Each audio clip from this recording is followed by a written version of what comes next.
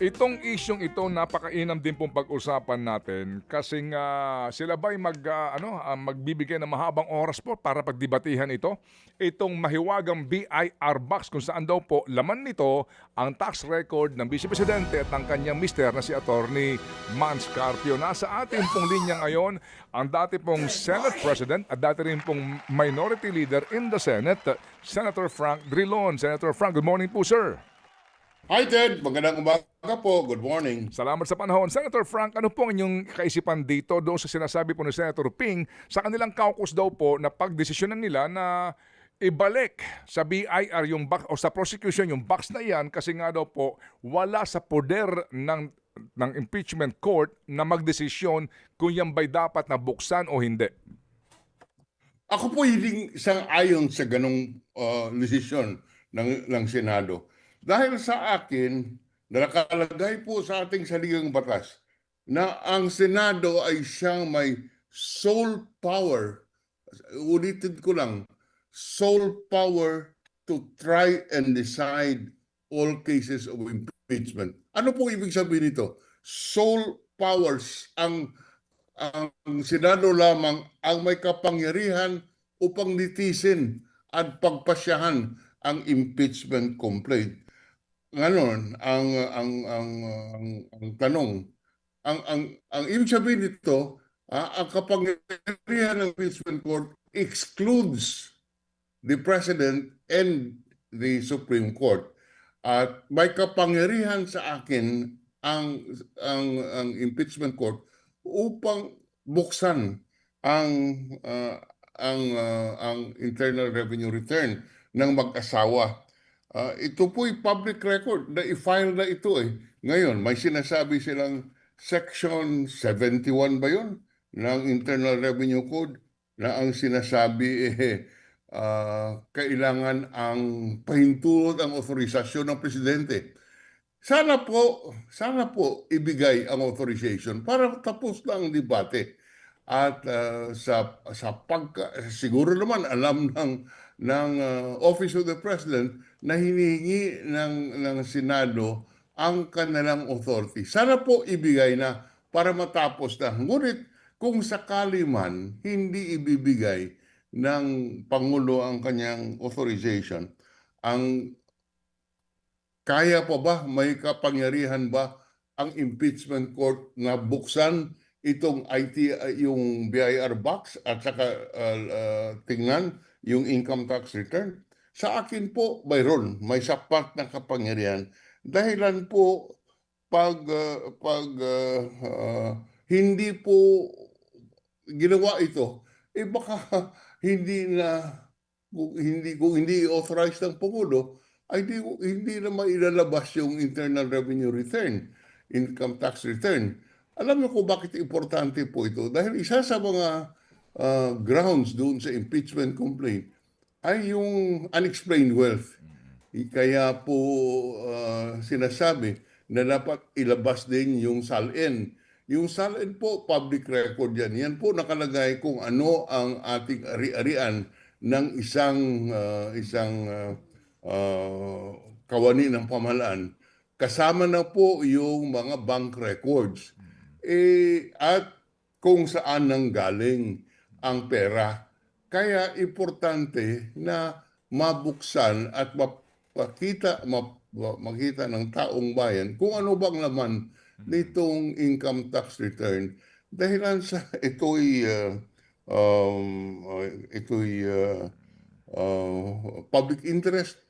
Alam mo, ang tao tinitingnan, binabantayan itong impeachment trial kung ito ba'y malalabas ang katotohanan.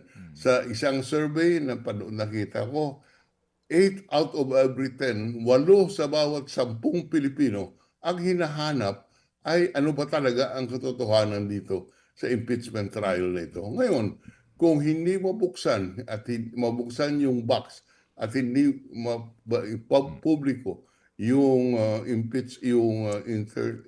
income tax return, hindi po malaman kung ano talaga ang katotohanan. Sana po, given all of this, ang Pangulo, para wala nang debate, bigyan niya ng authority to release and to make public Opo.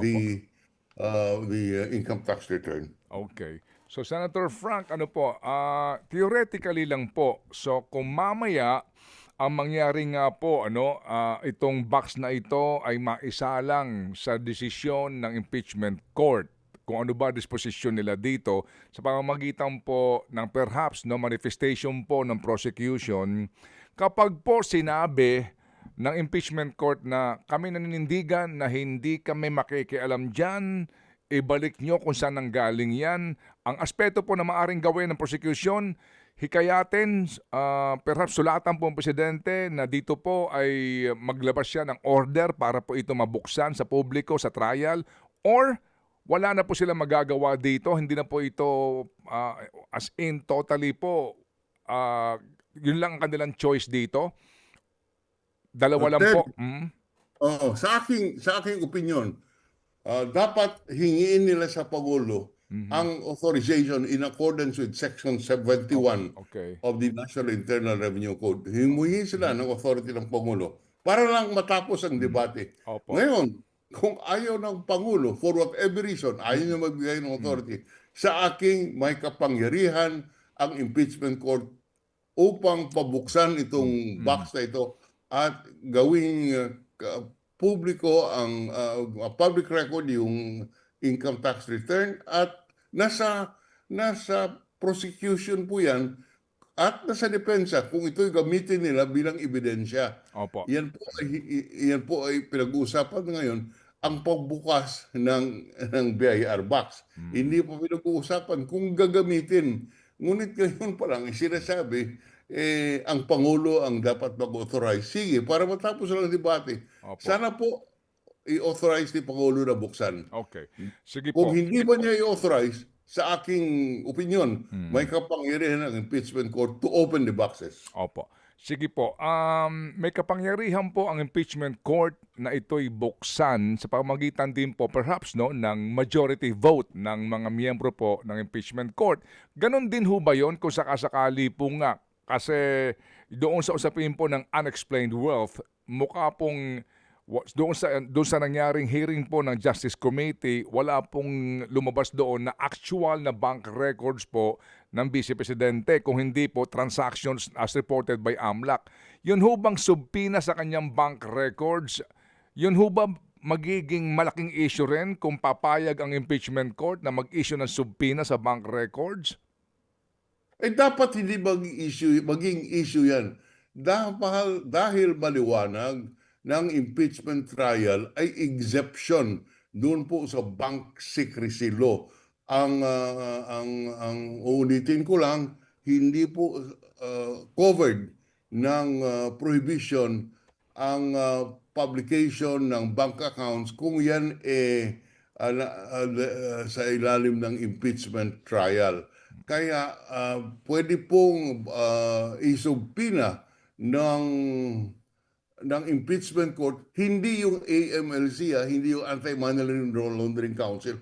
Kung hindi, yung opisyal ng bangko kung saan nakalagay ang deposito. Ulitin ko lang, ang subpina ay dapat address doon sa manager ng bangko kung saan nakalagay ang deposit. Dahilan po ang bank secrecy deposit law hindi applicable pagdating sa impeachment. Ibig sabihin, hindi mo pwedeng buksan yung isang account ng isang mamayan maliban lamang kung yan ay nasa impeachment court. Okay. Sige po. So ngayon pa lang po, Senator Frank, pwede ba namin malaman ang inyong kaisipan doon ho sa threshold na kailangan to convict? Yun ho bang kung 16 ang kinakailangan, yun ho bang 16 na yan, lahat ng senador, hindi isasama yung nakakulong o nagtatago? Ano pong inyong doon, kaisipan? Sa akin po, opinion ko lang ito. Hindi naman ako senador. Hindi naman ako mahistrado. Opinion ko lang bilang isang abogado at dating Secretary of Justice.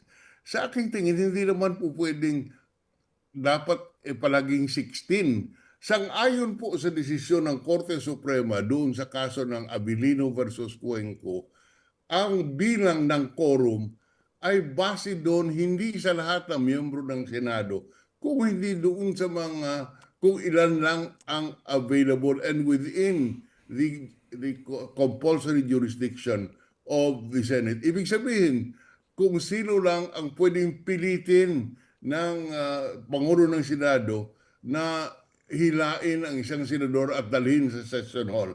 Bakit po?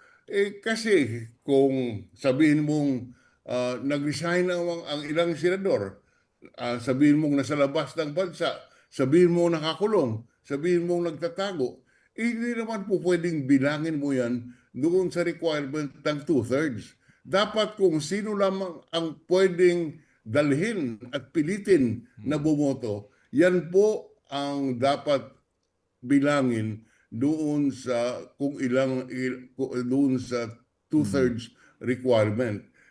Dahilan sa sabihin mo na, Teddy, kuya, kung biglang nag-resign yung siyam o 10 senador, o let's say umalis sa bansa, ang ibig bang sabihin hindi na pwedeng magdesisyon ang impeachment court? Sa palagay ko, hindi ganoon ang intention ng ating framers, ng bumuo ng ating saligang batas. May kasabihan po kami sa mga abogado, you cannot interpret a statute to the point of tawag nito,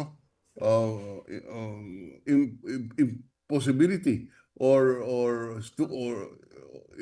na kung bilangin mo yung palang 16, kung wala ng 16, dahilan for any reason, ibig mong sabihin, you can no longer require accountability of the official. Hindi na po pwedeng singilin ang kanyang pagkakasala dahil sa ulan ng 16 na senador. Sa aking tingin po, opinion ko lang, yung 2/3 should be based not on 24, but in accordance with the decision of the Supreme Court, kung sino pwedeng pilitin ng Senado at dalhin sa session hall para boboto. Okay. Sir, ito ho bang isyong ito, justiciable na ho ba ito? Kasi baka po mangyari na magdesisyon ang either conviction or particular po, no, conviction, tapos dalhin sa Supreme Court. So hindi pa ho ito, kumbaga walang closure. Ngayon ho ba dapat ma-resolve na itong isyong ito para ho bago man lang ho magdesisyon ang mga senador? Alam na natin kung sa ngayon, ano ba ang governing dito, jurisprudence, kung wala si Bato or with all due respect, wala po si Senator Jinggoy Estrada? Mahirap sagutin po yan, Ted, no? Kung justiciable ba kung wala pang votation. Dahil pwede namang pagbotohan. Baka mayroong 16 na mag-convict. Ay di, wala nang question. At ang question lang lalabas pag less than 16. Hindi po malaman yan hanggang nagbotohan. Kaya sa aking tingin, yun po ay pwedeng dalhin sa Korte Suprema pagkatapos ng botohan. Okay. Hindi po bago magbotohan. Okay, sige po. So Senator Frank, thank you for sharing us your thoughts po sa isyong ito kasi nga po kayo po ang isa sa mga dapat konsultahin dahil po sa inyong karanasan at maging sa inyo pong kaalaman. Salamat, Senator Frank. Mga kapatid, patuloy po kayong tumutok sa 105.9 True FM para sa totoong balita, impormasyon, music and entertainment. Mag-subscribe sa aming YouTube channel at podcast at sundan nyo kami sa Facebook, Instagram, X at TikTok sa True Network PH. Bisitahin din po ang aming official website, truefm.ph. At panoorin din kami sa True TV Signal, Channel 19. Kami po ang 105.9 True FM. Laging true sa'yo, kapatid.